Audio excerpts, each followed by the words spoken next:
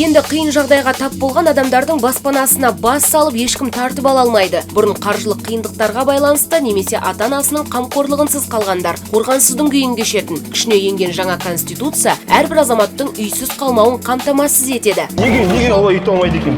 Неге олай ете алмайды екен?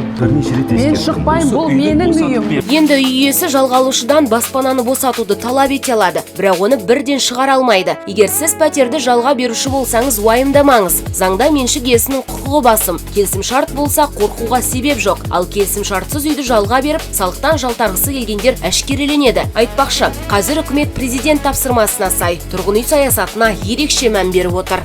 Құрылыс саласында 5 айдың қорытындысы бойынша жұмыс көлемі шамамен 2,4 триллион теңгені құрап, 13,4%-ға өсті. Сонымен қатар 6,3 миллион шаршы метр тұрғын үй пайдалануға берілді. Бұл өткен жылдың деңгейінен 4,5%-ға жоғары. Биыл 20 миллион шаршы метр тұрғын үйді пайдалануға беру жоспарланып отыр. Жаңа конституцияда азаматтардың құқықтық кепілдіктерін кеңейтетін баптар мұнымен шектелмейді. Технология дамыған сайын кибер қылмыс та өрши түсті. Сондықтан цифрлық ортадағы құқықтарды қорғауға да ерекше назар аударылып отыр. Бұған дейін дербес деректердің таралуы ешкімді таң қалдырмайтын. Енді әр азаматтың жеке мәліметінің қауіпсіздігін күшейтуге басымдық беріледі. Бүгінде жасанды интеллект әлемдік экономиканың жаңа базалық инфрақұрылымына айналып отыр. Осыған байланысты Қазақстан осы салаға жетекші халықаралық технологиялық компаниялар мен инвестицияларды тарту үшін қолайлы жағдайларды кезең-кезеңмен қалыптастыруда.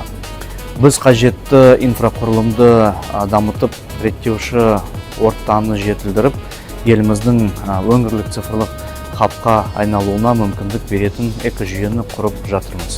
Ең негізгі өзгеріс екі палаталы парламенттен бір палаталы жүйеге көшу. Енді Сенат пен Мәжілістің орнын бір палаталы парламент құрылтай басады. Құрылтай жалпы ұлттық деңгейдегі ашық диалог алаңы ретінде қызмет етіп, қоғамды толғандырған өзекті мәселелерге дер кезінде назар аудару қажет. Бұл азаматтардың дәйекті өтініштері міндетті түрде ескеріліп, нақты нормативтік құқықтық актілерді қабылдау арқылы мемлекеттік мекемелерге тиісті тапсырмалар берілуі керек деген сөз. Экономиканың өсімі, азаматтардың әл-ауқатының артуы жер қойнауындағы байлықты тиімді игеруге байланысты. Бұрын бұл бағыттағы қағида жалпылама берілсе, қазір тікелей жер және оның қойнауы, су көздері, өсімдіктер мен жануарлар дүниесі, басқа да табиғи ресурстар халыққа тиесілі деп бекітілді. Сонымен бұрынғы конституцияда адам мемлекет үшін болса, қазір мемлекет адам үшін принципі енді. Білім, ғылым, инновация салалары басымдыққа ие болды. Тиісінше бұл салаларды дамытуға, қолдауға ерекше көңіл бөлінеді.